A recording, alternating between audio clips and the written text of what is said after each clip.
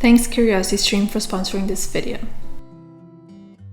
Hi, so today we're going to rank 10 study methods. I'm going to rank them by their efficiency in your study routine, according to whether they're time-consuming or not.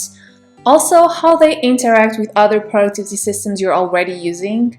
And finally, because of course this is a tier video, I'm also going to use a bit of a personal opinion, so of course take everything you hear with a grain of salt. Everyone processes information differently, everyone studies differently, and that's perfectly okay. Okay, so we're going to start by calendar blocking. Calendar blocking is a time management method where you divide your day into blocks of time that are dedicated to accomplishing a specific task. So in a way, you're spacing out time for your routines, your assignments, your tasks, and social events, and you can see exactly how much time you need to accomplish something and how much time remains to do other things too. So if you've known me for a while now, you know I'm a big advocate of calendar blocking in general. That's basically one of the first things I teach anyone during my consulting sessions, because calendar blocking is basically adaptable to anyone. You can do it digitally, you can do it in a paper format, and it's a very flexible system that is really good for people with overwhelming schedules, but it's also perfect for people with a nicer, simpler routine going on. Also, because it's really customizable, it also allows you to see your work-life balance, which I find pretty useful. And you also are able to understand at a glance how much work you'll have during the day, during the week, or during the month. And it's also very good to understand when you'll have free time to schedule other appointments. And finally, you can add as much detail as you want into your calendar blocking system. So this can be kind of a life manager in itself. So because of this, I'm going to say that calendar blocking is definitely an awesome study method. Next, we have highlighting. I think highlighting is one of the first things we learn to do in school, middle school, high school, and even in college. I think the problem with highlighting is that it really isn't that efficient as a study method. Of course, it can look really aesthetic, and using a color code to differentiate different types of information in your notes or in your textbook can be an advantage. However, as a study system in itself, it really doesn't help you memorize that much more. It just gives you an idea that while you are actively highlighting something, you are memorizing the information you're highlighting. But of course you aren't, because you need to do a bit more of an active work on that information instead of just highlighting it with a marker. So I don't really think that highlighting is that efficient. It can be a little bit time consuming if you're just doing it while you are reading, because you are maybe not focusing as much on reading as you are focusing on artificially highlighting things. Although, you can use it with any other method. I really don't think it's an efficient one. So for the purpose of this video, I think it's a not so good study method. Okay, next we have practice tests and exams, and I'll be quite quick with this one. I think doing practice tests and exams is definitely an awesome study method, and that's because you are not only practicing for your specific evaluation. If you have access to your exams and tests early in the semester, you're able to completely rework and reorganize how you are studying, because you already have a goal in mind. When you're studying, when you're reading information and going through your textbooks, you need to find something that will be able to answer the type of question you will have in the end of the semester. So practice tests and exams not only help you achieve a better grade, but they really help you guide your study. Because of that, I'll give it a top score. Then we have flashcards, and I have quite a bit of trouble with flashcards, because in some degrees, for instance in my case for law school, flashcards aren't really that useful because our information really doesn't rely on memorizing concepts and definitions. However, when we do have those subjects, and it happened to me in history, flashcards proved really efficient. However, they are really time consuming because you need a long time to create flashcards independently of the method you use. Even if you do it digitally or you use like the folding system, it always takes a long time to prepare those study materials to study for an exam or a test, and because of that, I really don't think they're that useful in the long run, because they're not that efficient. And if you have a lot of subjects, a lot of topics to study, then it will be very overwhelming to prepare flashcards for every single one of them. And that's why, for the purpose of this video, I'm going to give flashcards a good score on our tier list. Okay, now we have bullet journaling. Once again, bullet journaling is something I have quite of a love-hate relationship with. I think that the original method proposed by Ryder Carroll is really efficient because it's very simple. It defines what you should be doing in terms of bullet journaling in a very simple way, and people started really overcomplicating bullet journaling. And the thing is, of course, you can do whatever you want to do with a specific method. So if you want to overcomplicate bullet journaling and if it works for you, I think that's great. But then you had like this whole social media thing where people start having the pressure of making their journals really aesthetic and really pleasing to look at, and they forgot a bit of the most, the productive aspect of the bullet journal.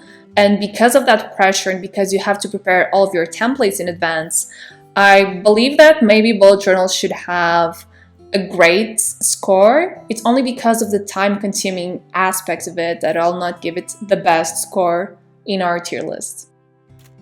Okay, then we have typing your notes. There's always this big battle about whether you should be handwriting your notes or typing your notes. I don't think there's a winner here. I really think it depends on who you are as a person, how fast you type or how fast you handwrite, how you are able to focus, if you focus really well or if you have some trouble focusing. I don't think this is one of those study methods where I can clearly say whether it's a winner or not.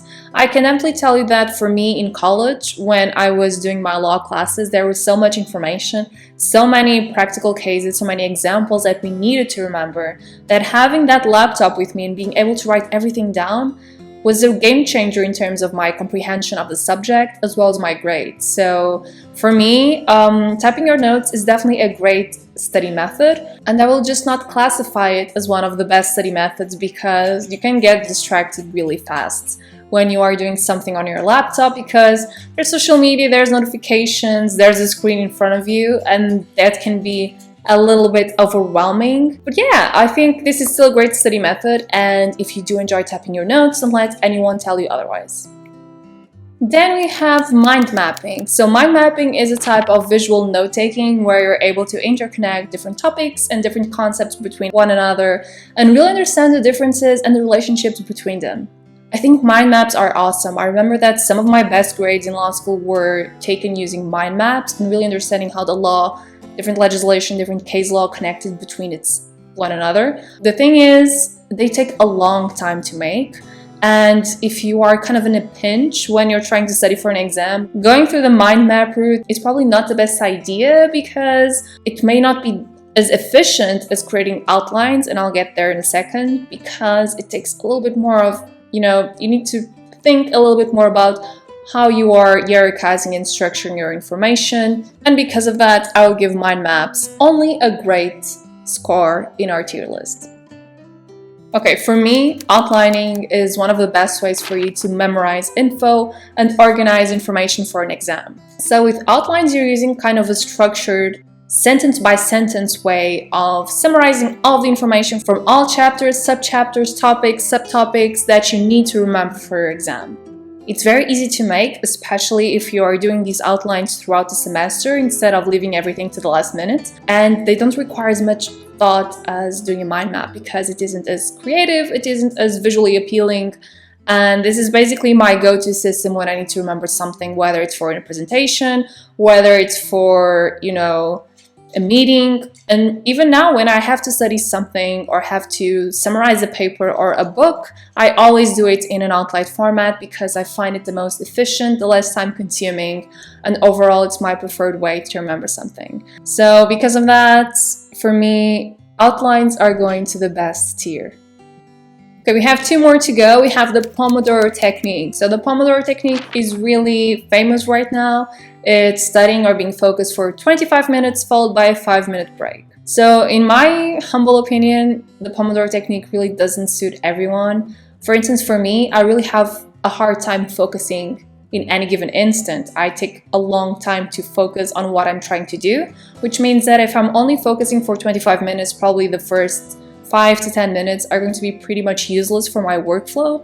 So I need a bigger stretch of time to focus on what I'm doing. Which means that in my case, I prefer to work for around 45 minutes and then taking a 10-minute break instead of doing it for smaller chunks of time.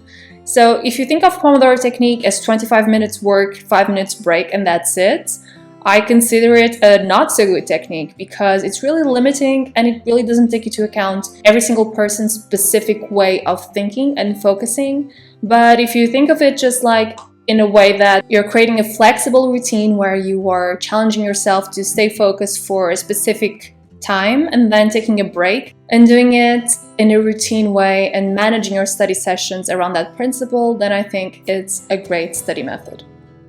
We also have the Cornell Method. The Cornell Method is one of the most famous ways to take notes. It requires you to divide your page into 3 different sections. So you have a page where you're writing down your notes, you have a column for topics and subtopics, and you have a box at the end of the page where you're able to summarize the contents of that page. So for me, the Cornell Method is one of those that is very time-consuming. It takes a long time to set up. You always need to have those prepared pages with you prior to your taking your notes, because sometimes when your lectures are pretty much intense, it's really hard to, grab all of your paper and divide everything in 3 columns. So it requires a little bit of thinking. And other thing I really had a hard time with was, I remember that some pages really don't require a conclusion because, information is very flexible and fluid, and sometimes you can't really summarize anything by the end of a page, and sometimes you only have 1 topic per page, which means that you really have no use for a whole column just for chapters and subchapters. So I found it a little bit too artificial at times. So for me, the Cornell Method is only an average study system. And if you want to know more about how our brain works and how we react differently to different triggers and different situations, I highly recommend a series called Questionable Advice. And I'm actually featured in one of the episodes where Vanessa Hill from Braincrafts guides me through the process of rebuilding an old habit of mine, which I completely abandoned.